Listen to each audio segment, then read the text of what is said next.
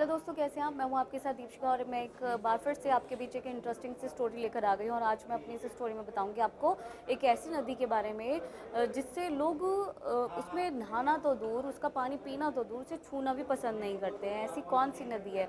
क्योंकि भारत में जितनी भी नदियाँ हैं बहुत ही पवित्र हैं। गंगा, यमुना, सरस्वती, सभी नदियाँ आपस में मिलती हैं और यहाँ पर स्नान करने से बहुत सारे पुण्य मिलते हैं। लेकिन ऐसी कौन सी नदी है जिसका पानी छूने से भी लोग कतराते हैं? तो वो नदी है कर्मनाशा नदी। ऐसा माना जाता है कि इस नदी का अगर पानी पी लिया या छू लिया या उसमें नहा लिया तो आपके जो सारे कर्म हैं वो नष्ट हो जाते हैं। उसके पीछे भी एक बहुत ही इंटरेस्टिंग सी स्टोरी है, वो मैं आपको बताऊंगी। तो भारत में नदियों को माँ का दर्जा दिया जाता है और नदियों को बहुत ही पवित्र भी माना गया है। उनकी पूजा की जाती है, दीपदान दिए जाते हैं।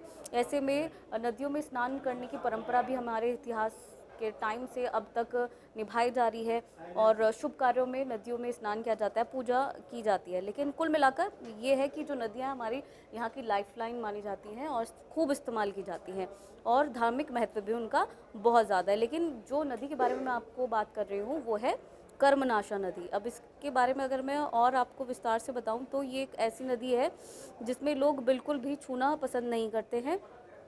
और कर्मनाशा नदी बिहार और उत्तर प्रदेश में बहती है। इस नदी का ज़्यादातर जो हिस्सा है वो उत्तर प्रदेश की साइड में बहता है।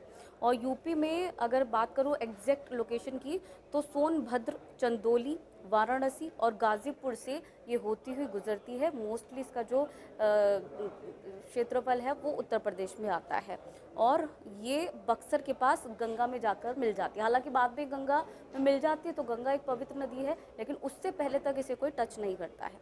और मान्यता ये है कि जब इस नदी के आसपास भी पानी का इंतज़ाम भी नहीं था ना, तब भी लोग फल खा लेते थे, लेकिन इस पानी का इस्तेमाल पीने के लिए इस्तेमाल नहीं करते थे।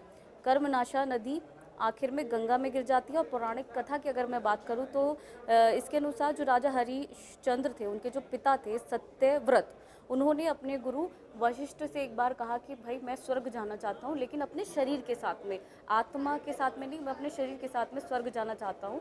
तो गुरु वशिष्ठ ने उन्हें मना कर दिया कि ऐसा पॉसिबल नहीं है, ऐसा नहीं हो सकता है। फिर उन्होंने यही बात विश्वामित्र से कही। अब जो विश्वामित्र थे और जो गुरु वशिष्ठ थे उनके आपस में नहीं बनती थी, तो विश्वामित्र ने उन्हें जाने के लिए जो है सारी चीज़ें जो है मैनेज कर दी और वो जाने लगे। लेकिन जब ये बात इंद्रदेव को पता चली तो उन्हें बहुत गुस्सा आया।